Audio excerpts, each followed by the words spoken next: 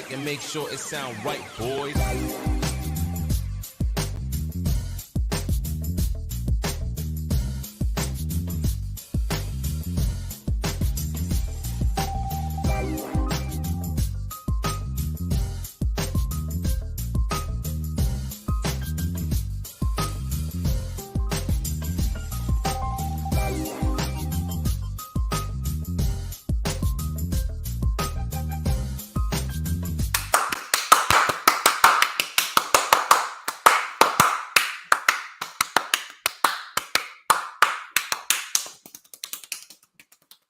Ladies and gentlemen, I'm the one and only DJ Storms, and I would like to welcome each and every single one of you to a very special Thursday stream, streaming live across 6 different accounts, across 4 different platforms. I think I may add that to the intro full time. Let me know what you think. Yes, of course, you already know who I am, Mr. Controversy and the operator of the best damn Twitter handle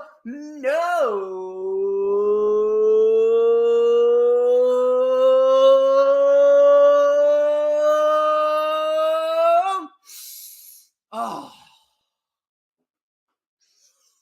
Wow! Woo! Do you smell that? Do you know what that is? Do you know what that is? Do you smell what I smell? Do you smell what I smell? You know what that is? That right there is the smell of pure excellence. Wait for it. Wait for it.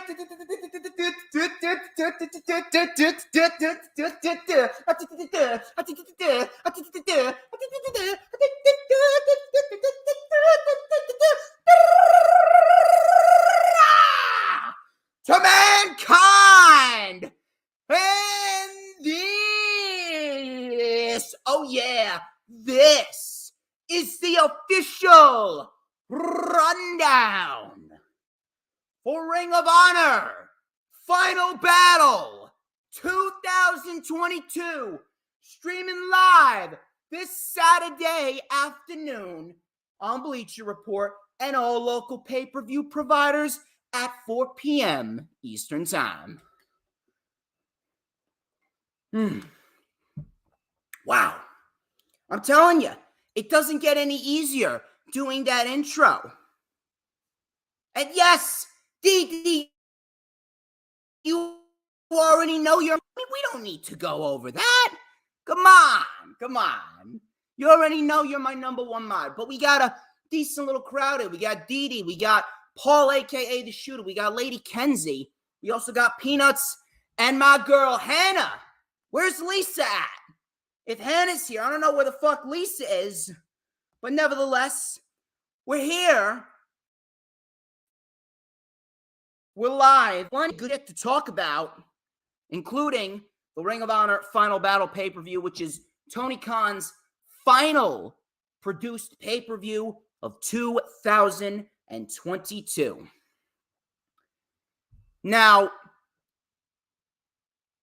I'm actually going to start off being a little critical. And the reason being is because the build for this show has pretty much been non-existent. Now, I understand that it's Ring of Honor. I get it. It's Ring of Honor. That's not Tony Khan's priority.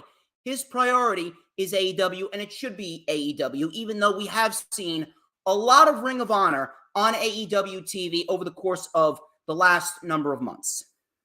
I get it. But builds like this, or the lack of build like this, should I say, this is all the more reason why the Ring of Honor TV deal needs to hurry up. It really does. Because the lack of TV time, I don't care what anyone says, 3 hours ain't enough. Not with the roster that Tony Khan has. We need at least 5 hours of AEW TV per week, at least. At least. Because if we don't, then there's going to be a lot of superstars that are going to be hanging around in the back. Case in point, a lot of people have been complaining about Miro. A lot of superstars, Ring of Honor superstars that have been hanging around in the back, like Dalton Castle and the boys, like the Embassy. Juice Robinson just came on, and he's already getting a shot at Samoa Joe. Mercedes Martinez, she just came back from injury. Shane Taylor. The Briscoes. How do you leave the fucking Briscoes off of TV? If they signed a deal, put them on fucking television. I'm sick and fucking tired of this cancel culture bullshit. Time Warner, stop being pussies. Put them on TV. Holy shit. The build for this show has pretty much been non-existent. And until Tony Khan gets the proper amount of TV time, he is going to have to start delegating some responsibilities to different types of people because he is doing too much all at once. He needs to spread out the responsibilities to help the company and the shows run a little bit more smoother. Like Ring of Honor. Now, granted, the Ring of Honor Death Before Dishonor pay-per-view, that was a pay-per-view with a pretty much non-existent build as well, but it's staring you right in the face this time more so than the last time. So I wanted to start off with that. Now, I have absolutely no doubt that this is going to be a great show. The card looks great. I don't see one dud of a match on this card. The card as a whole looks fantastic. So I don't have a single issue with that. However, we're actually going to start off with a couple of things that Tony Khan said on the Ring of Honor Final Battle media call-in that he had on Wednesday afternoon before Dynamite. Now, before we do, first off, once again, thank you to everyone who is joining, and I want you guys to keep on telling more people to file in because we have a lot of good shit to talk about. I have a feeling that this stream is actually going to be better than the Tuesday stream, although I did do very well on the Tuesday stream. I think you guys showed up big for the Tuesday stream. The Tuesday stream, the rundown for NXT Deadline, we talked about multiple topics, including William Regal's departure. And we're going to talk about William Regal's departure again because Tony Khan gave us the real reason why he let William Regal go. So we will talk about that after we get through the self-brand promotion and the advertisements. We're also going to talk about Tony Khan planning on featuring less. That's right. Tony Khan planning on featuring less Ring of Honor on AEW TV following Final Battle. And that could very well mean that Ring of Honor could be getting the TV deal sooner rather than later in the beginning of 2023. And then, of course, we will get into the rundown portion in which we will preview and predict all the matches going down in just 2 days on Saturday afternoon at Final Battle. But before we get into that, please make sure, if you haven't already done so, please make sure that you are following me on social media. Please make sure that you're following me on Twitter and Instagram at HistoryMakerDJS. That is at HistoryMakerDJS. I also got a fresh, clean, new profile pic.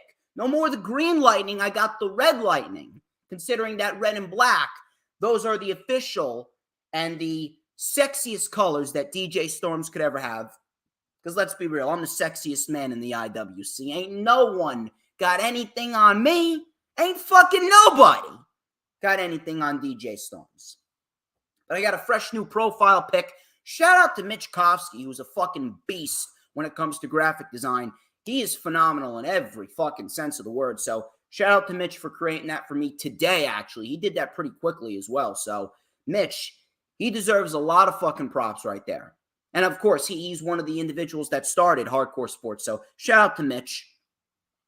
So go follow me on Twitter and Instagram at HistoryMakerDJS. Please make sure that you follow me on Facebook as well. For collaborations and business inquiries, please send me an email. My email is, of course, StormsTakeOver@gmail.com. Please make sure that you like the official DJ Storms business page.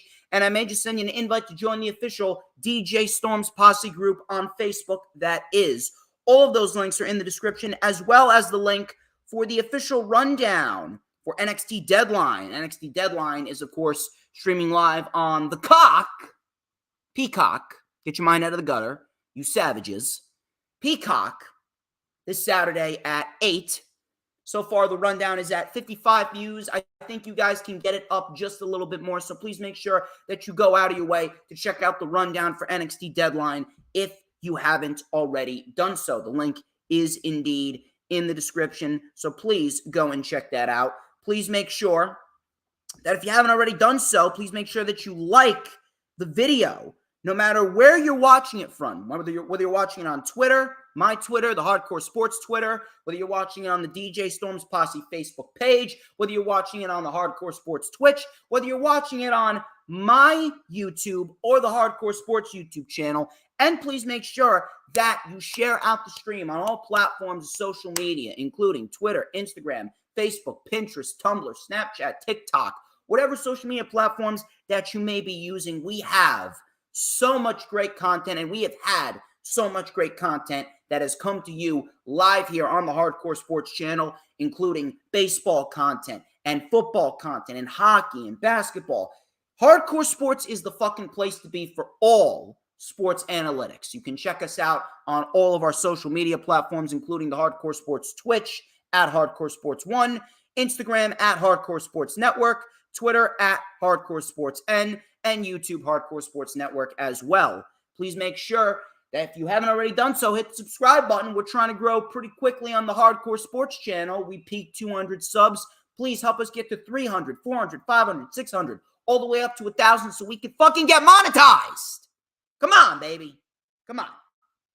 And of course, if you're watching on my channel, you got to hit the subscribe button on my channel. And when you do, you got to hit that notifications bell with a huge coup de grace. That way you will know whenever I pop up on YouTube. Oh, because whenever I pop up on YouTube, baby, it is the best time to be on YouTube.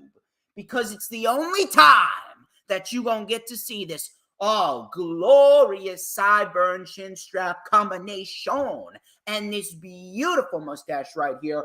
Earl is not in the chat. He's probably streaming live doing the wrestling experience, talking about Dynamite. But we're lighting it up here for Earl Cole. We got the comb, and we're going to light it up right here on the channel, on YouTube, on Twitch, on Facebook, on Twitter, with a little and a dash of and a whole lot of Because like Campbell's chicken noodle possibilities. Just like, a nice hot steaming plate of sauteed onions and chopped up Italian sausage with a side of nice hot yellow rice as well. Just like a nice steaming hot turkey burger with provolone and American cheese, and of course some Sweet Baby Ray's barbecue sauce, because when you have meat, you gotta have the Sweet Baby Ray's barbecue sauce. It's a sin if you don't. Just like all that shit, I'm just so good. You already know the drill. We got Jorge Rubio. How you doing, brother? New watcher, I'm assuming. We always lit on this channel. It's DJ Storms. Come on. When it comes to DJ Storms is always lighting the fucking world on fire. Especially with this fucking hairdo. Look at this shit. Look at this shit. Anyway. Enough about food. Enough about the self-brand promotion, the advertisements. We're actually going to get straight into a little bit of news, a little bit of rumors, a little bit of reports that we're going to talk about before we get into the Ring of Honor preview and predictions.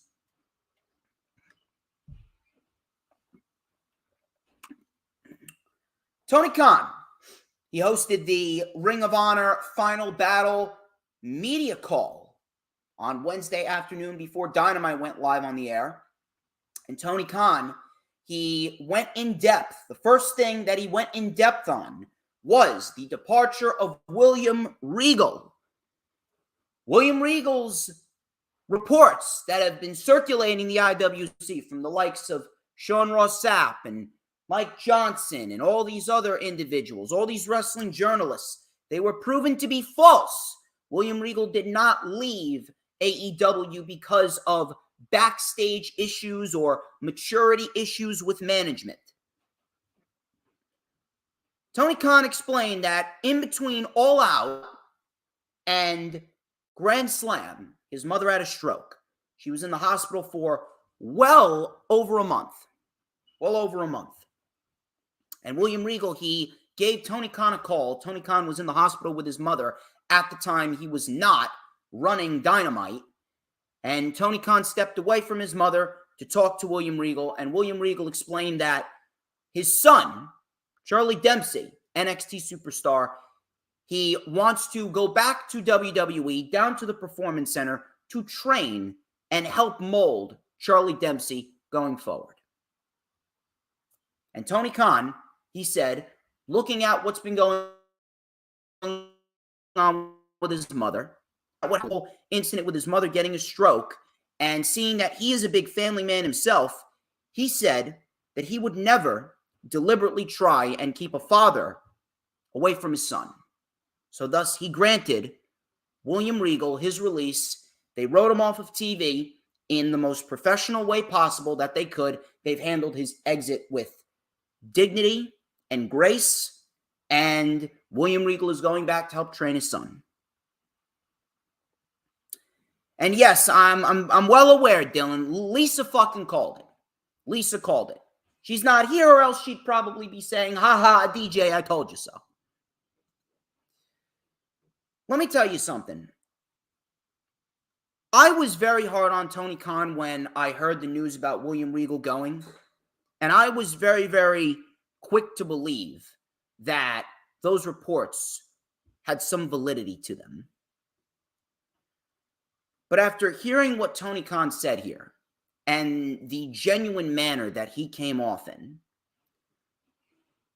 I don't understand how anyone could shit on Tony Khan for what he did here. I really don't. Tony Khan, without a shadow of a doubt, is probably the most unnecessary hated man in the entire wrestling industry right now. The hate that that man gets is absolutely disgusting on so many levels. Tony Khan just showed you right here what kind of man he is. I don't remember the last time I have seen a move by a chief executive officer in general, not just within the wrestling industry, but in general.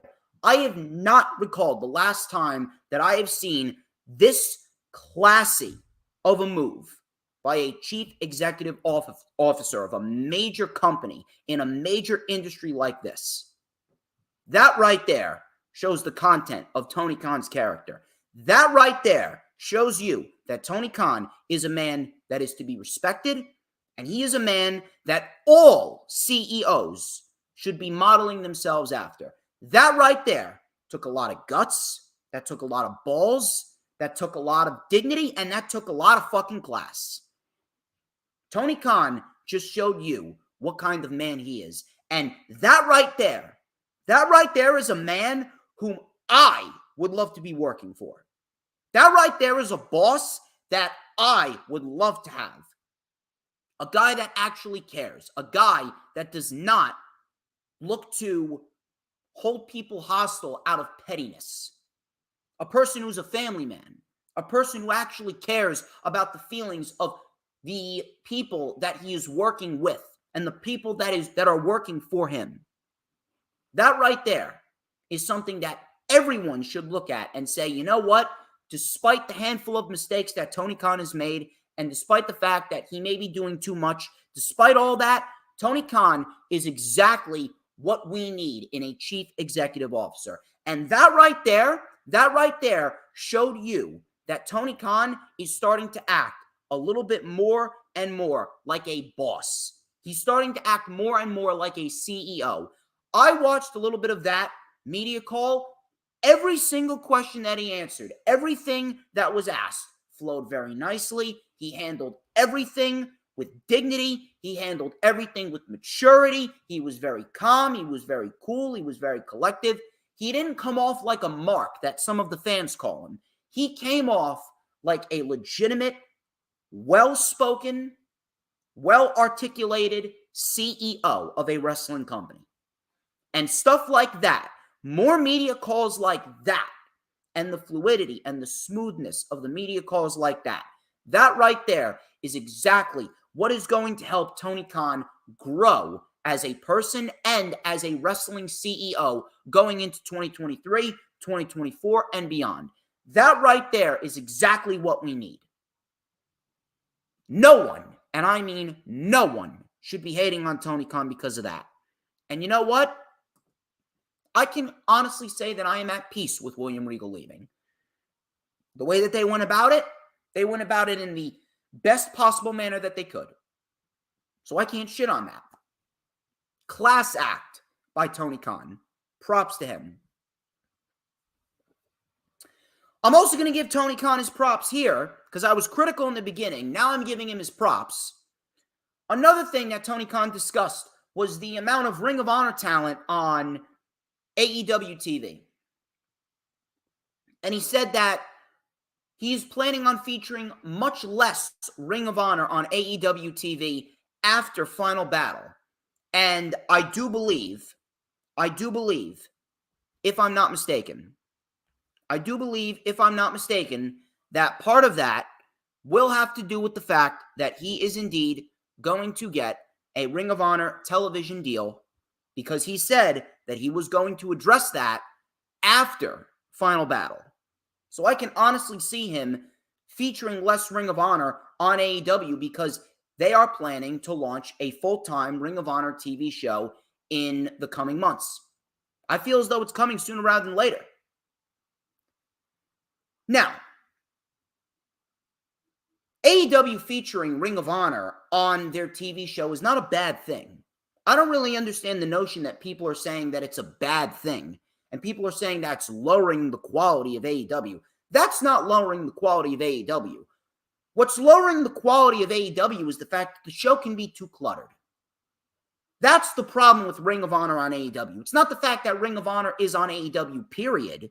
It's the fact that the more that you add to the show, and the more that you continue to add to your company, the more cluttered it is going to be.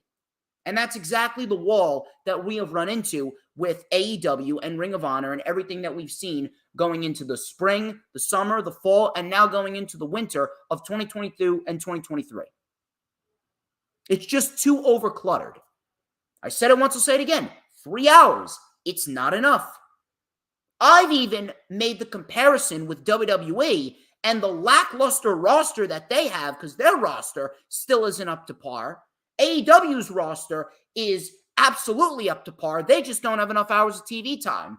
WWE's roster is not up to par. They do not have nearly enough people, and they have 7 hours of TV time to fill.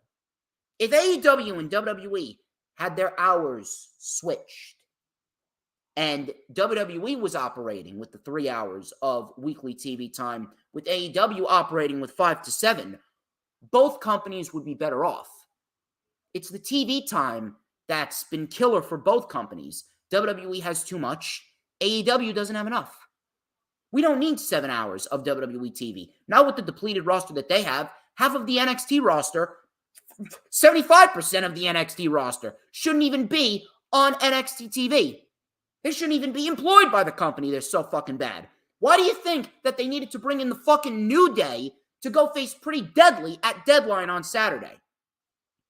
Because there's no fucking tag teams in the NXT tag team division. The NXT tag team division sucks. Outside of Pretty Deadly, the Creeds, and then Idris Enofe and Malik Blake, there's no good tag teams. Briggs and Jensen are okay, but I mean, they're not where they need to be. Schism sucks. Schism absolutely fucking sucks. Who else you got? Gallus is suspended. What else can you do? What else can you fucking do? Seriously.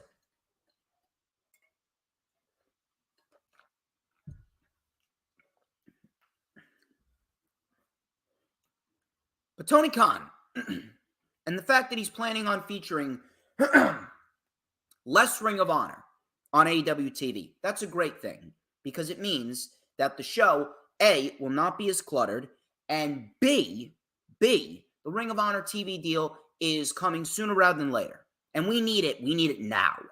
We really do. You take a look at all that talent. All that talent needs a fucking platform. And they're going to get that fucking platform when we got the Ring of Honor TV show. So cross our fingers right there that it's coming soon. Those were the two main sources of news that I really wanted to get into. I will save all the other pieces of news for Saturday's LFU. The LFU on Saturday comes to you live at a special 12 p.m. noon Eastern time. Why? Because Ring of Honor Final Battle starts at 4. And then, of course, we got NXT Deadline. And I will be taking notes on all the matches, all the storylines, all the outcomes, everything. Both shows I'll be taking notes on. So we got the LFU starting at 12 p.m. noon on Saturday. Please make sure that you be there. And then, of course, my boy Hooligrim. Shout out to Hooligrim. I actually haven't seen him in a while. Maybe we see Hooligrim later on in the stream. Hooligrim, my boy Hooligrim, is going to be joining me on Sunday.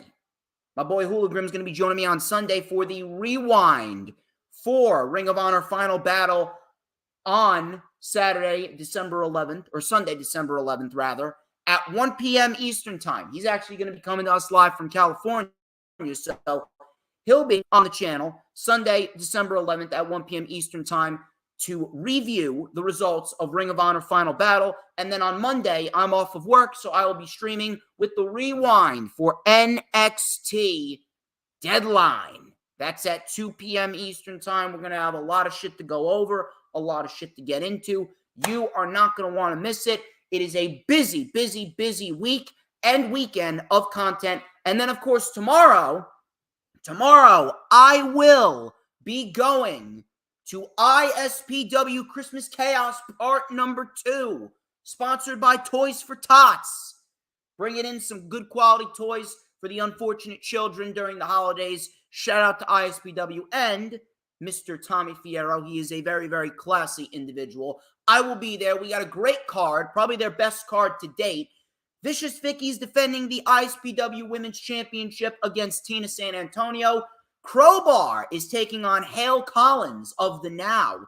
That I'm very much looking forward to. I'm also looking forward to Alpha Jr. versus the Dominican Destroyer Vargas. We got a fatal four-way ladder match for the Tri-State title. It is Rick Recon, GKM, Michael Mars, and TJ Epics. And then in the main event, it is Bull James defending the ISPW World Championship in a dog collar match against Justin Carino. Should be a great fucking show. I will be there. I hope to see some of my Jersey peeps there as well. So please go check that out. But nevertheless, let's get into the matches that we got going on over here. Let's start off with Shane Taylor Promotions. This is Shane Taylor and JD Griffey versus Swerve in Our Glory. This is Swerve Strickland and Limitless Keith Lee. This came about because Shane Taylor appeared on Rampage in a backstage segment with Keith Lee, and he challenged Keith Lee to a tag team match at Ring of Honor Final Battle. Now, this is actually interesting in the sense of what's going to happen with Swerve. Because we all thought that the turn was finally completed and Swerve was legitimately going to stab Keith Lee in the back on the Dynamite following Full Gear. And the fact that Keith Lee walked out on Swerve because Swerve was being a fucking prick. Now, that didn't happen. That could very well happen here. The question is, how do they want to go about it? How do they want to go about it? Are Shane Taylor and JD Griffey going to win? And Shane Taylor and JD Griffey are going to be a tag team in Ring of Honor, signed by Tony Khan, and now they're going to be a part of the Ring of Honor brand when they get the TV deal? Is Keith Lee going to take the pinfall? Is Swerve going to take the pinfall? Are Swerve and Our Glory going to win, and then Swerve still turns on Keith Lee anyway? Is Keith Lee going to walk out on Swerve again? I don't know. If you're asking me, what I would love to see is I would actually love to see Shane Taylor Promotions get the victory. I'm actually interested in seeing what they can do. I heard that they're very good, but I want to see what they can do, number one. And I would actually love to see them get the win over Swerve in Our Glory with Swerve turning on Keith Lee and then joining forces with Shane Taylor Promotions, and Swerve could be the leader. Maybe it becomes Swerve Taylor Promotions. Maybe it's Swerve and Shane Taylor working together, and Keith Lee's got to go find some individuals to help him. And maybe he recruits FTR and we get a 6-man tag team match. Maybe we get Shane Taylor Promotions taking on FTR for the World Tag Team titles. It depends on what happens with FTR and the Briscoes. But that should be very interesting. That should be very interesting. If you're asking me, Swerve potentially leading Shane Taylor Promotions and recruiting them, that could very well take Swerve to the next level. It could get Shane Taylor Promotions some more exposure on AEW TV. It also adds another trio. It also adds another trio to the Trios Championship division. Obviously, you got the Elite, you got Death Triangle, you got the House of Black in there, you got the Blackpool Combat Club, you got the Dark Order, who is still a threesome, even though with the exclusion of Preston Vance. You got the Best Friends in there. You got La Facción Ingobernales. You have a lot of good trios in there. So if you're asking me, I'd love to see Swerve and Shane Taylor Promotions form together. I'd love to see Swerve potentially fuck over Keith Lee in the same manner that Keith Lee fucked over Swerve at Full Gear, but this time with Swerve walking away, and Shane Taylor Promotions get the win. They get the win, and Shane Taylor Promotion and Swerve Strickland join up. I think it should be a very good match. I mean, Swerve in Our Glory, I can't remember the last time Swerve in Our Glory had a bad fucking match. So I don't expect this match to be bad whatsoever. It's going to be very interesting what Shane Taylor Promotions can actually do. That I definitely have my eyes on. So I'll keep an eye on that very, very closely. I'm going with Shane Taylor Promotions to win, and I'm actually going with Shane Taylor Promotions and Swerve to form a faction. I think that would be great for Swerve. Speaking of trios, we got a trios match. This is Dalton Castle and the boys. They're taking on the Embassy with Prince Nana. This is Brian Cage and the Gates of Agony, Bishop Khan, and Toa Leona. This is for the Ring of Honor World 6-Man Tag Team Championship. This was the match that I was very much hoping that we were going to get, and indeed, we got it. We got it. And I'll tell you why. Because the Embassy are fucking phenomenal. The Embassy is fucking phenomenal in every sense of the imagination. I want to see the Embassy featured heavily on Ring of Honor and on AEW as well, because the Embassy is comprised of 3 fucking killers. 3 killers. That's what I love about them. The Embassy is great. The Embassy is awesome. We need the Embassy. We need Brian Cage. We need Toa Leona, and we need Bishop Khan built up as a dominant faction on TV week after week after week after week. What happens with this going forward? If you're asking me, this is one match that should absolutely, no questions asked, have a title change. Dalton Castle and the boys, listen. I like Dalton Castle. He's growing on me. He's growing on me very much, but the boys, listen, they may be decent wrestlers, but I mean, who's going to take the boys seriously as trios champions? I was actually pissed off that the Righteous didn't win at Death Before Dishonor, and the Righteous didn't get signed. The Righteous was fucking great. Dutch, Bateman, and Vincent with Vita Von Scott. I actually saw Vita Von Scott wrestle live at the ISPW Rockin' Wrestling Weekend in Morristown, New Jersey last May. And I thought she was great. I think she fought Gabby Ortiz for the ISPW Women's Championship. She very much impressed me. I don't understand why the Righteous didn't get the win at Death Before Dishonor and the Righteous didn't get signed. I was actually pissed off that the Righteous didn't get signed. The Righteous is great. The Righteous is awesome. They remind me of classic Wyatt family. The Righteous was fantastic. I don't know why Tony Khan didn't sign them. But Dalton Castle and the boys, they won the Ring of Honor 6-Man Tag Team Championship. I like Dalton Castle. He's growing on me, but I can't take the boys seriously. They're decent wrestlers, and I'm sure that this match will be highly entertaining, but I mean, if you're asking me, Those World Six-Man Tag Team Championships, they belong on the fucking embassy. They belong on the fucking embassy. So I absolutely have the embassy winning this match. No questions asked. What happens afterwards? Well, I mean, you will have a lot of interesting factors to go into it. Obviously, Ring of Honor is, in a sense, going to be a little bit of a developmental territory for AEW. I think it should absolutely be their version of what NXT is to WWE. It should be their developmental brand, but at the same point in time, it's a brand that you will take seriously. It's like Black and Gold NXT. Now, nothing will ever be Black and Gold NXT, but it could be painted in the same light. It could be painted in the same light. Dalton Castle, I would not have Dalton Castle go off and continue to be a trios wrestler with the boys.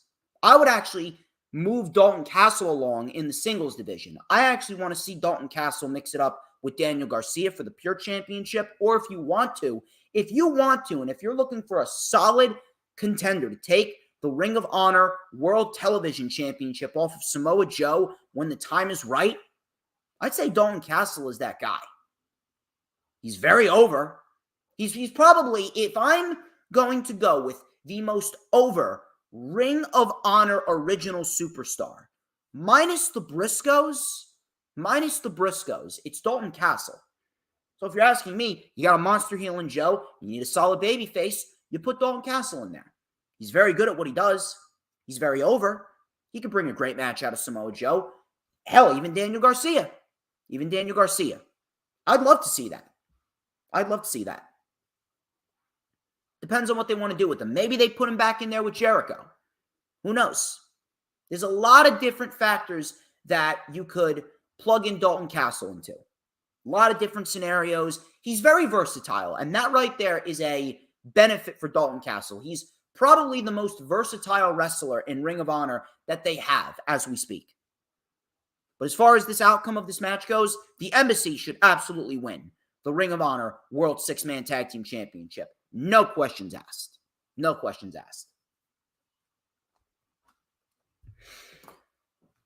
I mentioned Samoa Joe. Let's actually talk about him now. Samoa Joe, he's taking on Juice Robinson for the Ring of Honor World Television Championship. Samoa Joe is going by the new nickname of the King of Television, which I think is fantastic. And I even said it on Twitter last night during Dynamite, before the match with Samoa Joe and Darby Allin, which was great. Samoa Joe should not have captured the TNT Championship. There's no way that you can look at me and tell me that Wardlow should have lost the TNT Championship. Wardlow, that match at Full Gear should have been a defining victory for Wardlow going on into 2023. Wardlow could have had that match with Darby. Wardlow could have easily had that match with Darby. Hell, it could have been a better match than what Darby did with Samoa Joe. I don't understand why Wardlow didn't win. However, despite the fact that Wardlow should have never lost and Samoa Joe should have never won the TNT Championship, my God, does Samoa Joe look like a fucking beast with 2 championships? If you're asking me, Samoa Joe is probably one of the most successful individuals to transition over from WWE to Tony Khan's watch. I'm sitting there watching the match with Samoa Joe and Darby Allin last night on Dynamite and seeing how much of a fucking monster Joe has been built up into. And I'm thinking to myself, why didn't we get this Samoa Joe in WWE? Why is it that at this age, Samoa Joe had to wait in order to get a monster run like he's on right now in front of a nationwide audience with people that actually give a shit about him? And I'm not talking about Impact. Impact don't count. I don't understand why Samoa Joe had to wait this long. Samoa Joe right now is on one of the best runs of his life. And he's a fucking monster with those 2 championships. This match came out of nowhere. Because Juice Robinson is the newest acquisition under Tony Khan, and he wasted no time challenging Samoa Joe for the Ring of Honor World Television Championship. Let me take a sip of my ice water.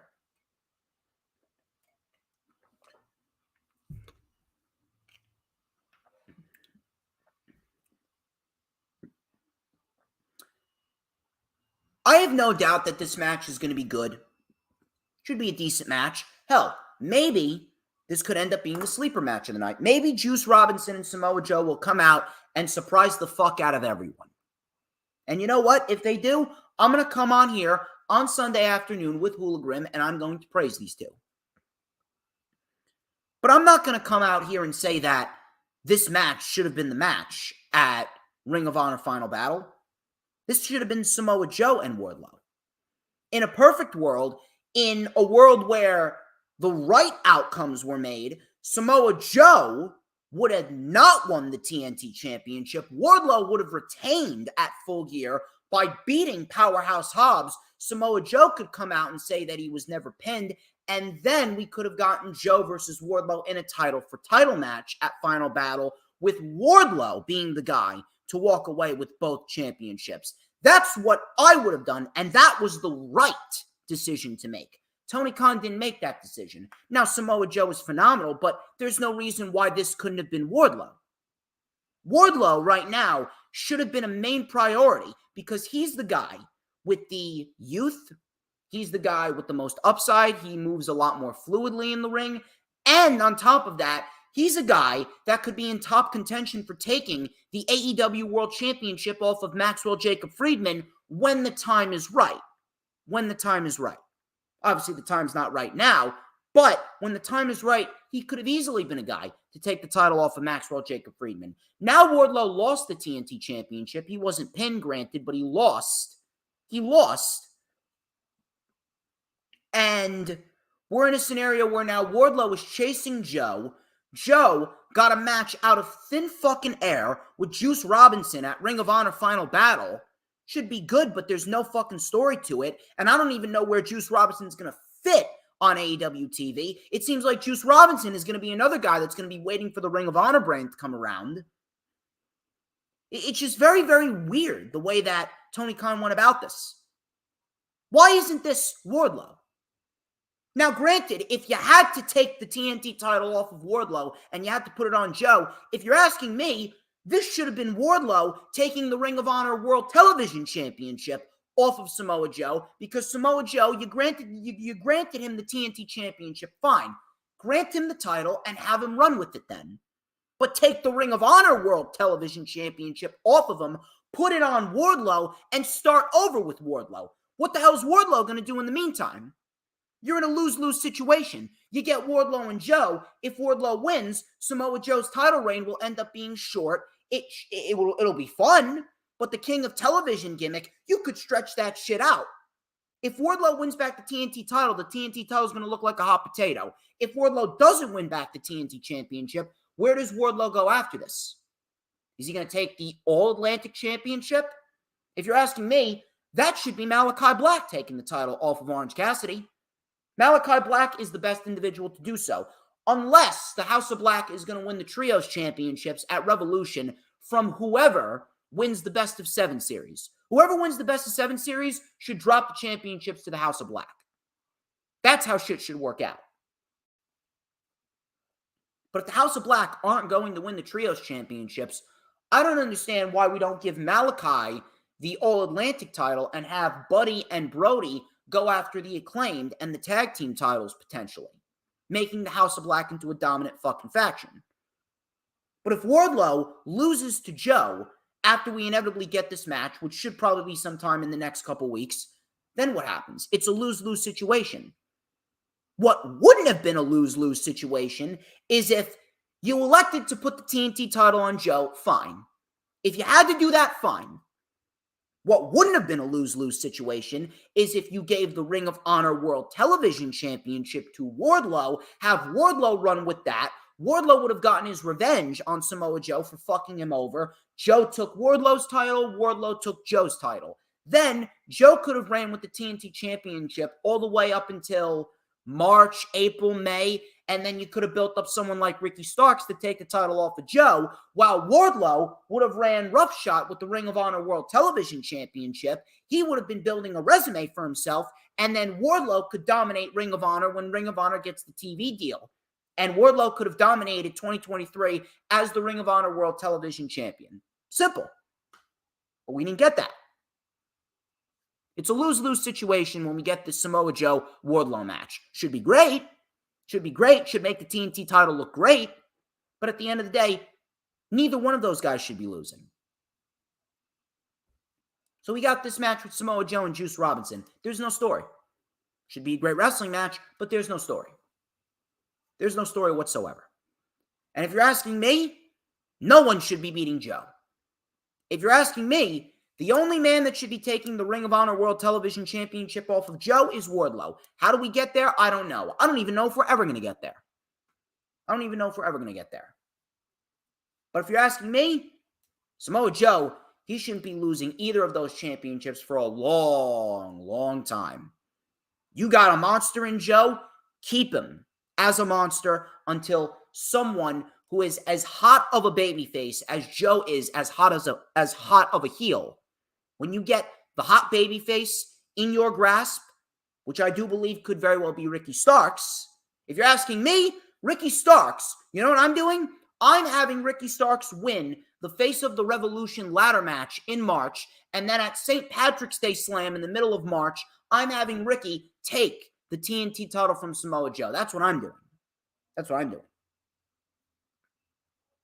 Samoa Joe is not losing to Juice Robinson. I would be dead shocked if he does, but I don't expect him to. Samoa Joe retains the Ring of Honor World Television Championship. Women's action. It is Mercedes Martinez versus Athena, Ring of Honor Women's World Championship. This is actually one of the matches that I'm looking forward to the most. Specifically because I want to see Athena get her just due. Athena, from the moment she was brought up on the main roster, Athena was positioned as a bum. Athena was never given the opportunity to shine. Athena then got injured. Then she came back.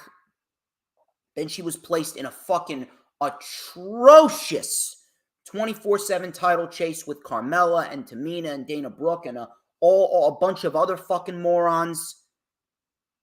She tore something, or she broke something in her foot. Tore a ligament, tore her Achilles, tore something, broke a bone. She was out for a year. 1 year she was out. She returned, she went down to NXT, and she didn't really go anywhere in NXT either. Then she was fired.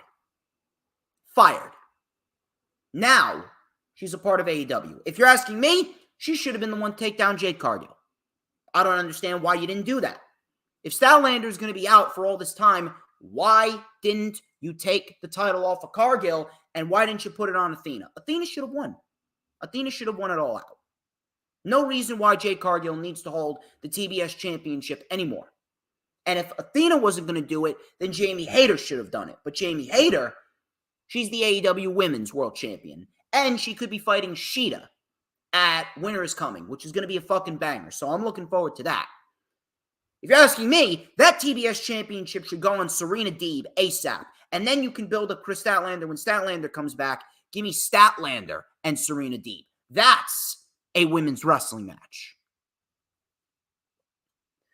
But Athena, she should have gotten her just due it all out. If this is going to be her just due, then you know what? So be it. If you're asking me, with this new heel gimmick, especially with this new heel gimmick, there's no way that Athena should be losing. She can't lose. Mercedes Martinez has had her time with the championship. We need to get Mercedes on AEW TV. Athena should win the championship. You give that title to Athena, and you have Athena run roughshod over the Ring of Honor women's division when Ring of Honor gets the TV show up and running. Athena is the right winner here. You give the title to Athena, and you bring Mercedes up to AEW. And she gets more of a focus on the AEW women's division. You could do a lot with Mercedes. You could put her against Jamie. You could put her against Saraya. You could put her against Toni Storm, Thunder Rosa when she comes back. Give me Athena winning the Women's World Championship. I don't want to hear a peep out of anyone else. No outcome but Athena winning. If Athena loses, I'm going to come on here and tell you straight up, this was the wrong outcome.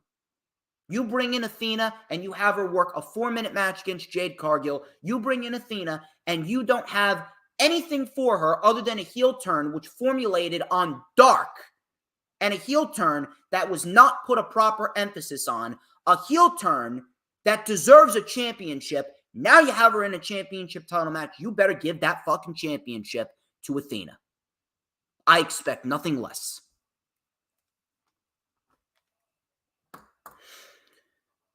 Wheeler Yuta and Daniel Garcia, Part 3 for the Ring of Honor Pure Championship. This was made because there was no one else for Daniel Garcia.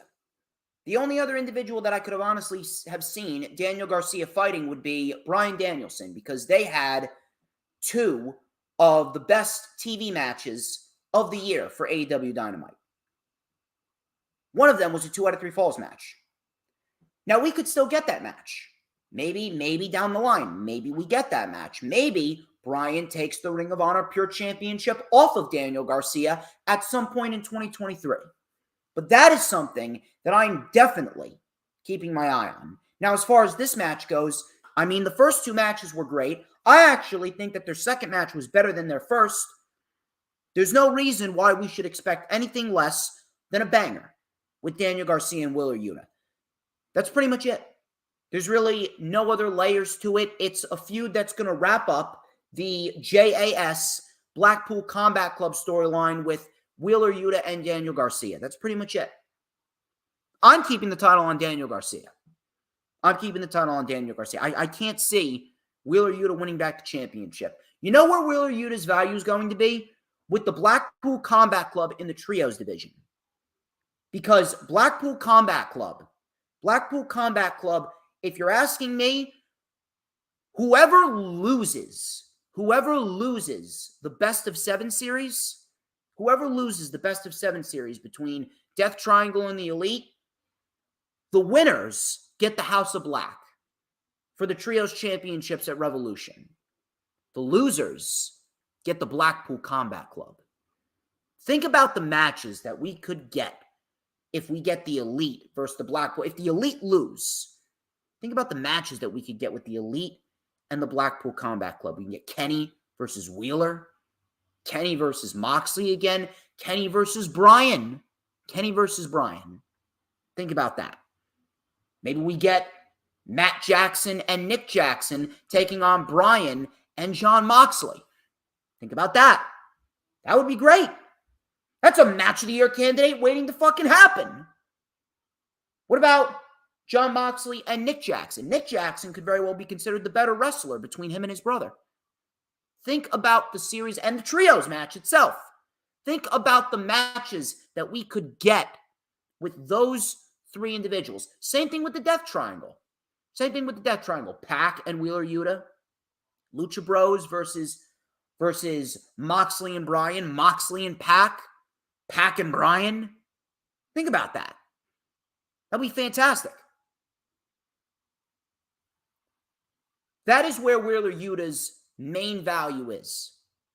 That is where Wheeler Yuta's big time money is going to be.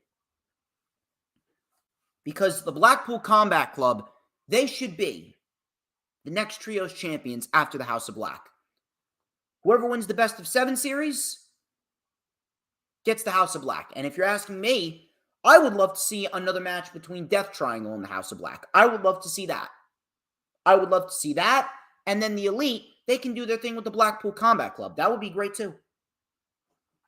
I got Daniel Garcia winning this. I actually think that Daniel Garcia is going to be the man here. Daniel Garcia is going to be the guy that they're going to have heavy investment in. And Daniel Garcia is inevitably going to be the guy that is going to take the Ring of Honor Pure Championship into 2023 and the Ring of Honor TV deal once we get it. This match just got announced on Wednesday. It is FTR. This is Cash Wheeler and Dax Harwood versus Jay and Mark, the Briscoes, them boys. Double dog collar match for the Ring of Honor World Tag Team Championship. I was not expecting this match to take place. I was not expecting the third match between these two teams to take place. I was actually expecting the Guns to get the match with FTR. Now, we still could get that, and maybe for all we know, the Gun Club could end up taking the titles off of FTR. Who the fuck knows?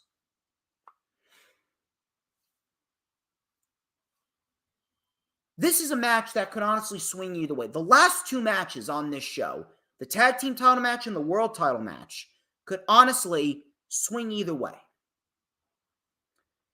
FTR, they said that they're going to be evaluating their options when their contracts are up, right?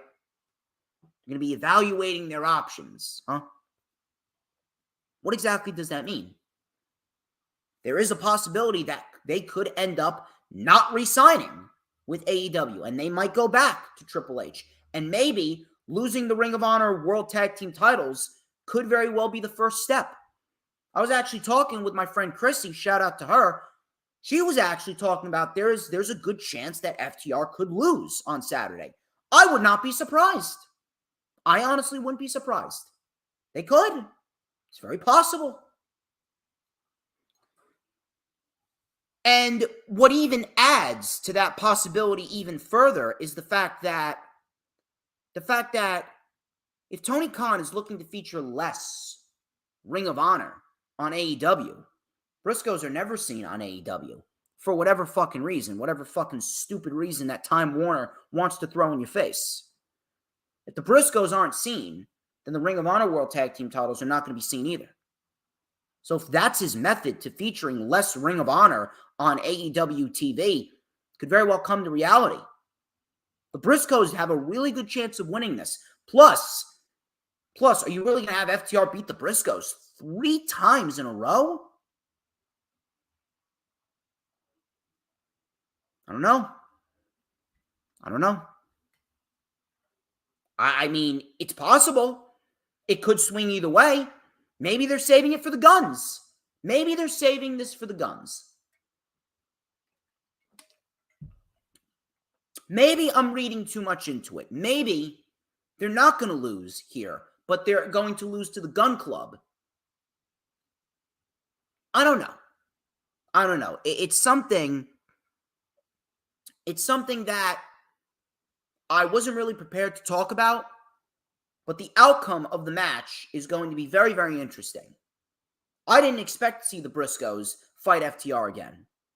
Now, I'm not complaining about it whatsoever because the first two were fantastic. Matter of fact, the second one, if you ask me, was probably their best match, and that right there is probably going to be my number one match of the year for 2022. FTR and the Briscoes 2. In that 2 out of 3 falls match at Death Before Dishonor, which was the rightful main event. Double dog collar match. It's going to be a mess. It's going to be bloody. It's going to be brutal. And I'm going to enjoy every second of it. I honestly don't know what the outcome is going to be. I cannot give you a straightforward answer. There's a chance that the Briscoes could come out victorious, but I'm actually going to go with FTR because I honestly do believe that Tony Khan is saving the Gun Club to take the titles off of FTR. FTR leaving AEW could very well be a real possibility. It could very well come to reality. And the reason being is because if they did the tag team title match with the Acclaimed and FTR this early, and it was a fantastic match, don't get me wrong, fantastic match. Shows you why FTR is the tag team of the year, not the fucking Usos.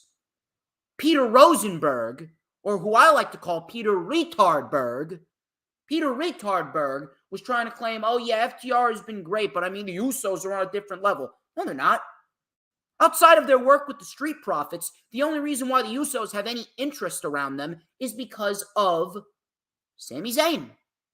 The Usos were as stale as 2-month-old sliced white bread that you make sandwiches with. The Usos coming out of WrestleMania, going into SummerSlam, were as stale could be. It was Sami Zayn that injected life into them. Outside of their match with the New Day at Day 1, and then their matches with the Street Profits, Usos have had nothing, and I mean nothing memorable in 2022 minus the work with Sami Zayn. The Usos have become more interesting because of Zayn, not because of their own work. FTR, much different story. FTR is interesting because of who they are and what they can do, and the fact that they're holding 3 different sets of tag team championships, the fact that they are putting on match of the year candidates seemingly every time they step into the ring with the Acclaimed, with the Bucks, with the Briscoes, United Empire, everybody. Dax Harwood is in contention for Wrestler of the Year. Matches with Claudio, matches with Bryan, matches with Punk. I mean, need I say more? Need I fucking say more? Jay Lethal. How can you not love FTR? How can anyone sit there and tell me that FTR is not the best tag team of the year? Fuck PW Illustrated. Fuck that. And fuck Peter Rosenberg. The only reason why Peter Rosenberg said that the Usos are number 1 is because he's got the WWE schlong shoved 8 inches up his ass. So fuck Peter Retardberg. We don't need him. But I'm actually going with FTR to retain here over the Briscoes in this double dog collar match because I honestly believe that the Gun Club could very well have a good chance of taking the titles off of FTR. And then the main event. We made it to the main event, people. It is Chris Jericho, the Ocho, taking on Claudio Castagnoli for the Ring of Honor World Championship. And if Claudio loses, he must join the Jericho Appreciation Society. Hologram! The fuck have you been? Seriously, where the fuck have you been? Hologram, like I mentioned earlier in the stream, people, Hologram will be on my channel on Sunday, December 11th at 1 p.m. Eastern Time, 10 a.m. my time. He's going to be right here with me reviewing Ring of Honor Final Battle, which should be a great overall show. So shout out to Hologram. But the main event here, people, the main event. Claudio Castagnoli and Chris Jericho, Ring of Honor World Championship. This is another match that could swing either way. It is this match and the tag team title match that could swing either way. This match, it all depends on where they want to go. It all depends on what story they want to tell. Does Chris Jericho win? And what happens afterwards? Or does Claudio win? And do we end this?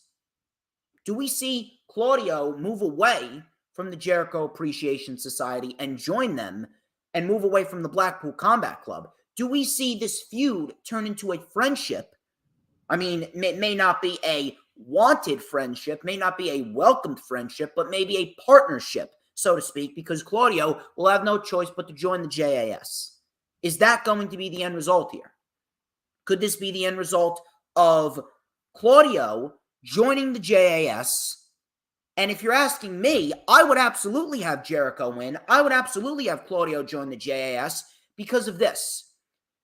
If Tony Khan is going to set the Ring of Honor TV deal in stone, and we are going to have Tony Khan get that Ring of Honor TV deal, probably on Tuesdays, are we potentially looking at Jericho winning and Claudio joining the Jericho Appreciation Society? If you're asking me, I would do that, and I would build this up as a scenario in which Jericho is just embarrassing Claudio, disrespecting him, shitting all over him, and Claudio is going to reach his breaking point. Claudio is being told by the fans the fans want Claudio to just knock Jericho's lights out. And Jericho is just egging Claudio on. Hit me, but you won't because you're now a member of the JAS. And then Claudio says he's had enough. Claudio's had enough. He finally snaps. And Jericho, now this is the interesting part. Jericho builds up a match for the first Ring of Honor TV show on TNT or TBS, and it's for the World Championship. It is Claudio and Jericho.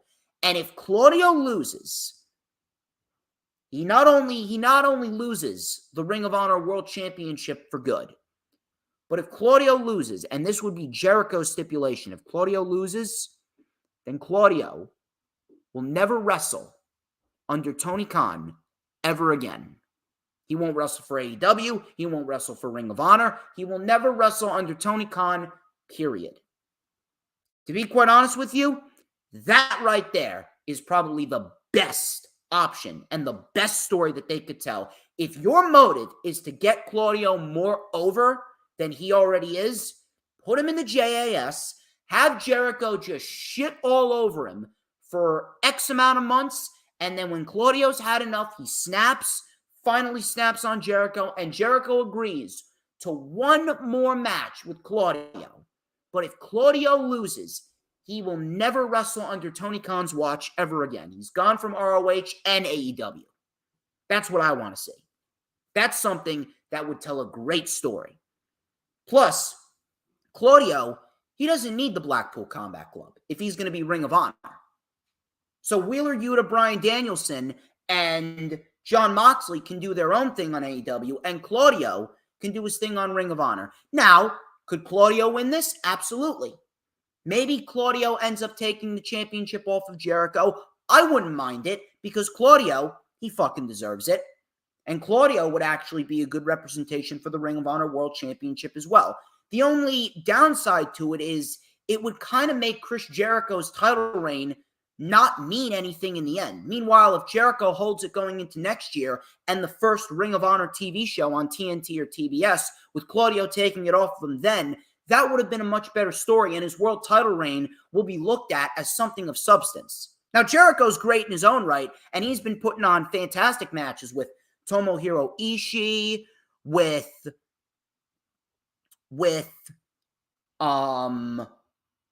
Dalton Castle and Bryan and Bandito. The fact that the Blackpool Combat Club is sticking together, that's a great thing too. But I don't think they need Claudio. Claudio almost seems like the odd one out. So Claudio can do his own thing. Plus, I mean, can you imagine the fucking entertaining back and forth with Claudio and Jake Hager? And Jake Hager's going to force Claudio to wear the fucking bucket hat? Jake Hager's probably getting himself more over than he ever has with this fucking gimmick. Got fans bringing hat signs to the fucking crowd. I'm loving what Jake Hager's doing, and he's not overexposed. You imagine what Jake Hager and maybe Jake Hager and Claudio become a tag team. Maybe Jericho forces Claudio to reform the Real Americans with Jake Hager. And maybe they join the tag team division. Can you imagine that? Claudio being forced to team with Jake Hager again? I would be some pretty entertaining fucking TV. Could they give Claudio the win? Possibly. If they do, I wouldn't mind it, but it would kind of leave a sour taste in my mouth because of what's going on with Jericho and how good Jericho has been. I would have Claudio lose this. I'm giving the win to Jericho, and I am putting Claudio in the JAS and having Claudio get built up to finally snap on Jericho, and then we can get the Ring of Honor World Title match one last time, and if Claudio loses, he's gone. That will get Claudio more over than he already is. That's what I'm going with. But overall, I absolutely expect a banger of a show. There's not one dud of a match, and I'm looking forward to it. And ladies and gentlemen, that wraps up this edition of The Rundown. Another solid weekly stream, especially after the rundown for NXT Deadline on Tuesday. If you missed it, go check that out. Thank you, everyone who's watching. Thank you, Dylan, Dee Dee, Hula Grim, Peanuts, Lady Kenzie, and everyone else in between. You guys have been fantastic. You guys have been awesome. You guys have been awesome right from the jump. Please make sure to check out all the links in the description. Like, comment, subscribe. Lightning Flash update at a special noon p.m. start time on Saturday because of Ring of Honor Final Battle being early. Sunday, December 11th, the rewind for Ring of Honor Final Battle with Hula Grim. Monday, December 12th at 2 p.m. Eastern Time, it is the rewind for NXT Deadline 2022. I feel like Excalibur at the end of a fucking Rampage episode. We got plenty of good material coming to you in this week. We're going to have a holly jolly Christmas season because everyone has a good Christmas season with DJ Storms. Oh, the weather outside is frightful. but DJ so delightful. Until then, I'm DJ Storms. This has been The Rundown, and I will catch you guys this Saturday at noon for the LFU. But before I leave, people, before I leave and get the hell out of here, you gotta tell me, who runs the IWC?